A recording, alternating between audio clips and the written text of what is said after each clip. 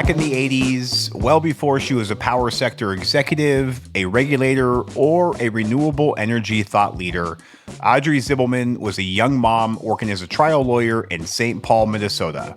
But it turns out it wasn't a great fit. We were still at the very beginning days of women involved in law firms, and in my law firm, because I was the only woman, it was a bit challenging for the guys to understand that when I went home, I had two small kids I was taking care of. I had my husband to help, but it's a very different thing when you have babies and you're a trial lawyer.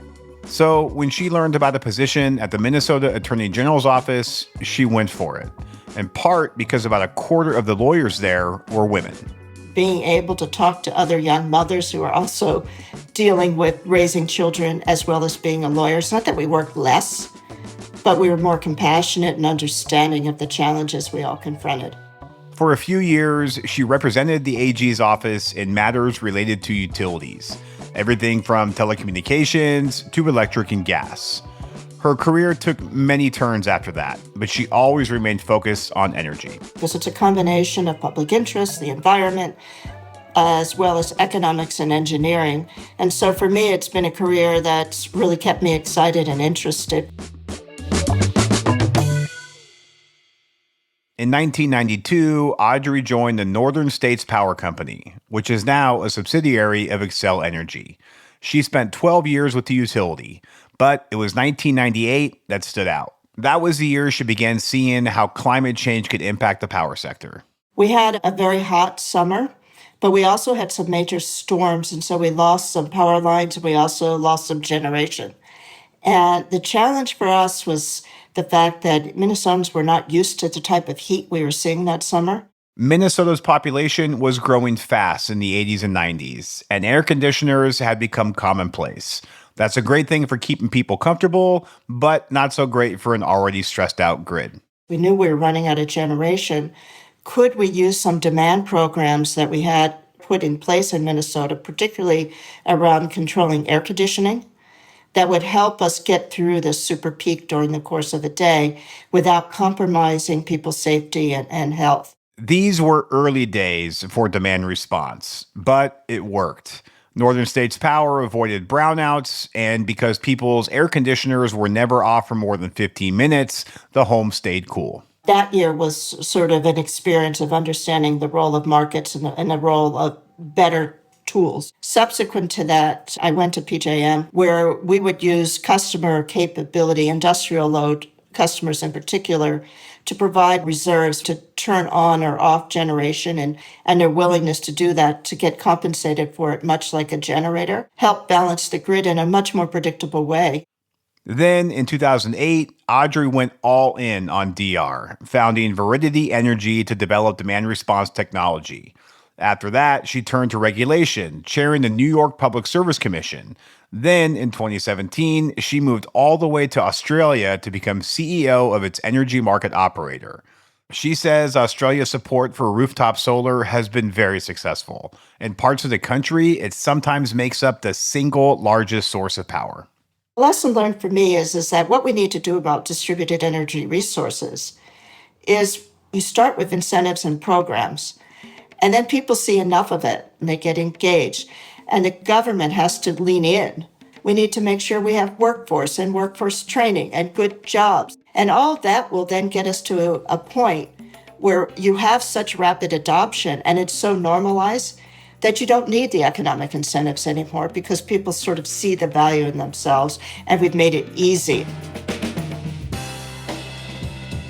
This is With Great Power, a show about the people building the future grid today. I'm Brad Langley. Some people say utilities are slow to change, that they don't innovate fast enough. And while it might not always seem like the most cutting-edge industry, there are lots of really smart people working really hard to make the grid cleaner, more reliable, and customer-centric.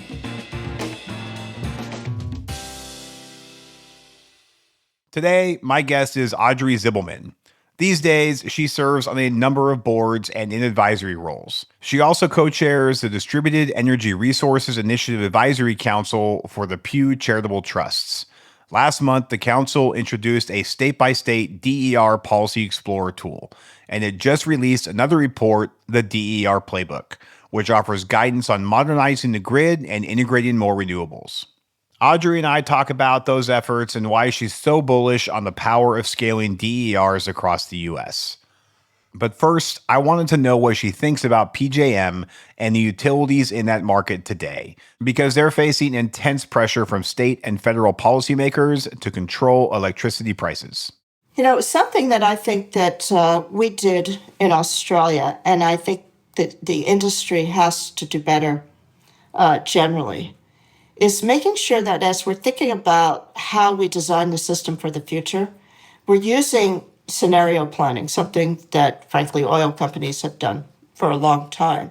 And what I mean by this is traditionally the way utilities plan is they look back historically and they say, oh, in the last 10 years, this is what's happened to the grid. This is how much solar has been added. This is how much wind. What do we expect to see over the next 10 years? And then from that, they'll decide the resources we're going to need. I think what we need to think about and where PJM needs to go and what we ended up evolving to in Australia was looking at whole of system planning. And it's still work to be done, but I think it's directionally in the right way, is thinking about it as saying, not just incremental, but if in fact we're able to get this much demand flexibility in at the edge of the system, what would we actually need for transmission and generation? We're never going to eliminate one or the other.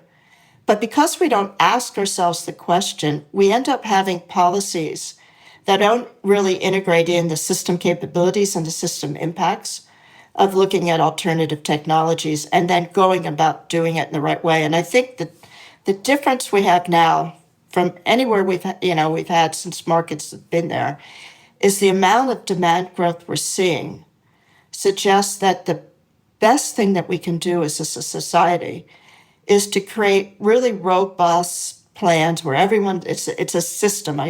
These are electrons. They don't vote. It's actually doing good engineering and good scientific analysis of saying over the next 10, 15 years, what are we going to need in the system?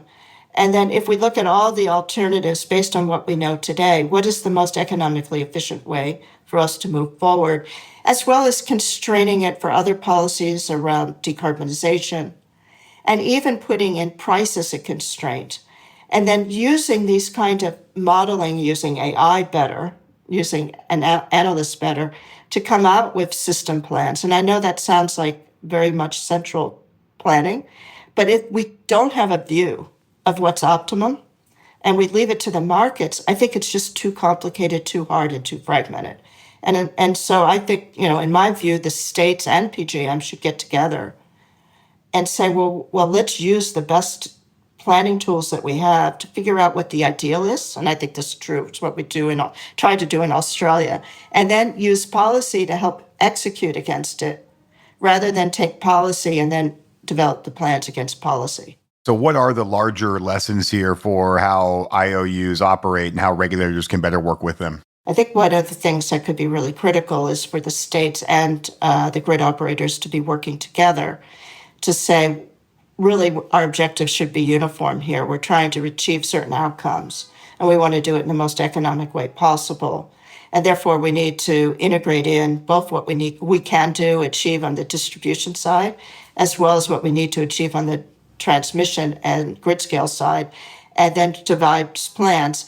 You can have long-range plans and always update them, but what I find is that when it's done in an integrated, comprehensive way, with all the information sort of out there, you're going to get much better results in terms of how to move forward, and then determine from there if there are market reform changes that need to be made to make these plans effectuate. Make them on the basis of what you believe is the bet that you want to make as to how we drive the best outcomes for consumers. And, always remember, we're designing these systems around consumer needs, not the needs of suppliers. Among your many current board seats and advisory roles, you co-chair the Pew Charitable Trusts Distributed Energy Resources Advisory Council. In late March, Pew released a DER State Policy Explorer. What is this tool and why was it developed? Well, one of the things that we've been working on with Pew is to look at how do we help states think about, what are the best ways forward to incorporate DER in how we operate and plan utilities.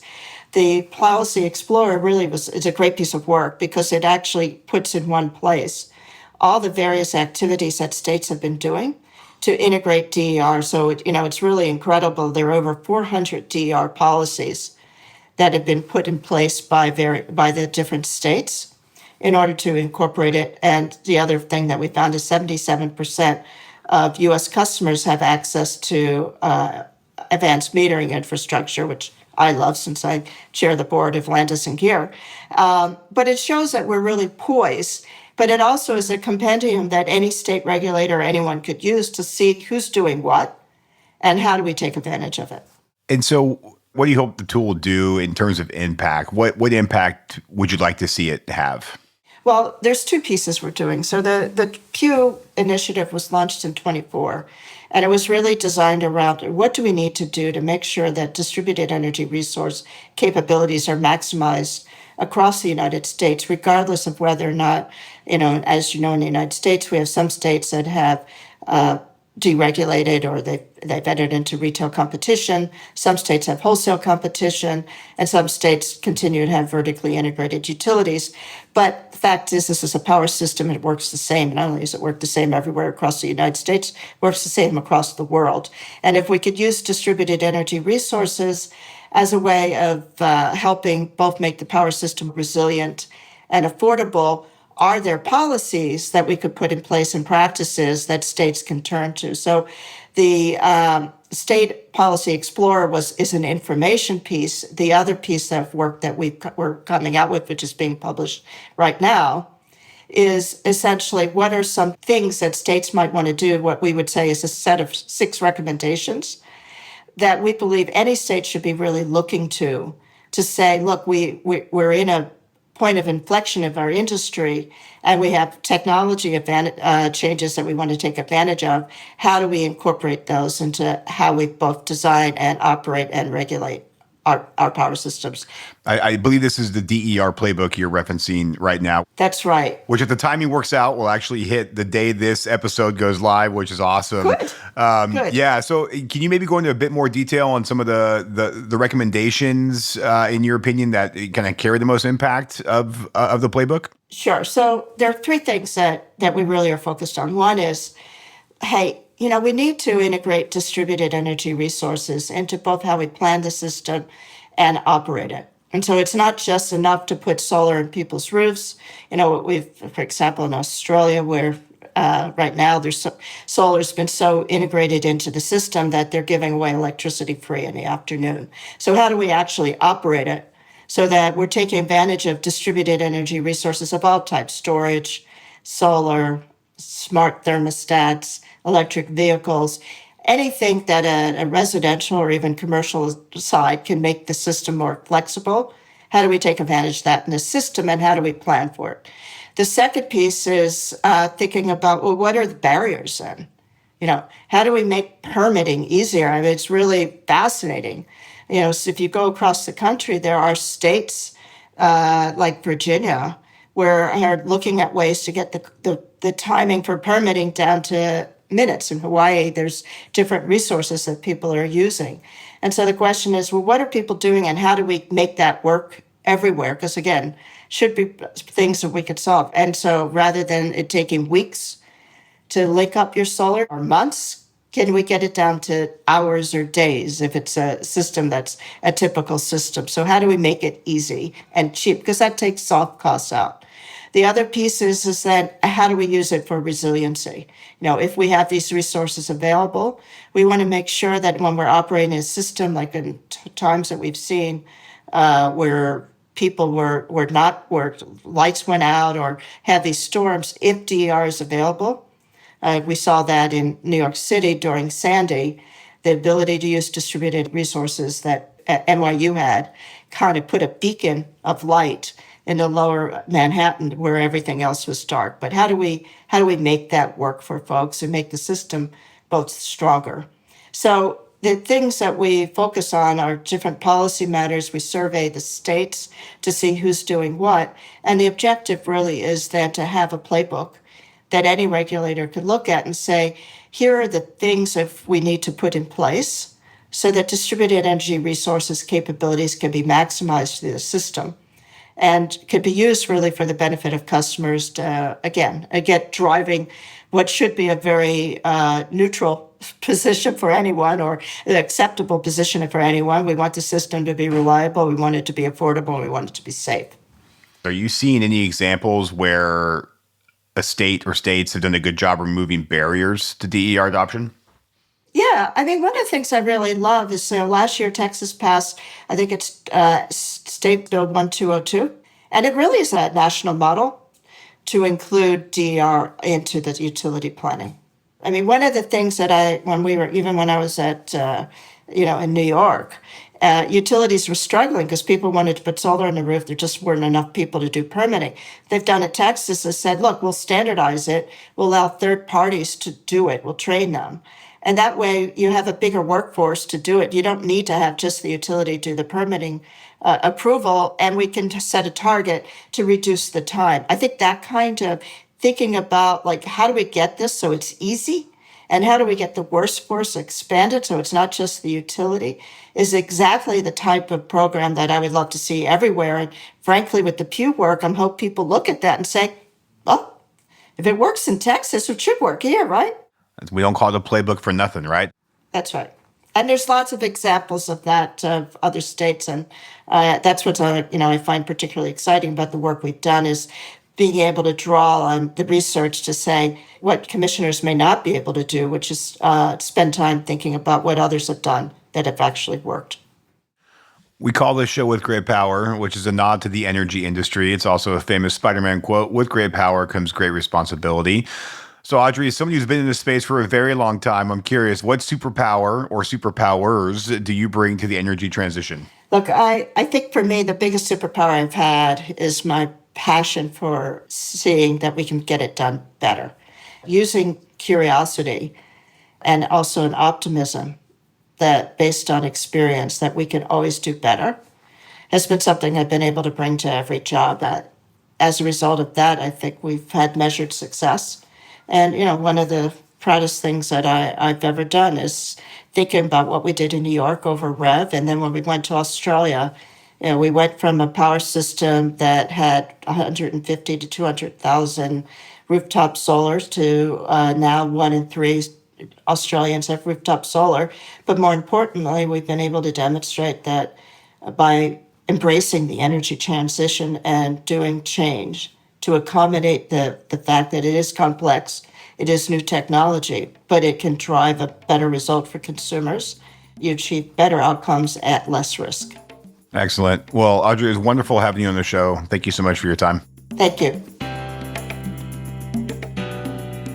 Audrey Zibelman is an energy industry executive and advisor.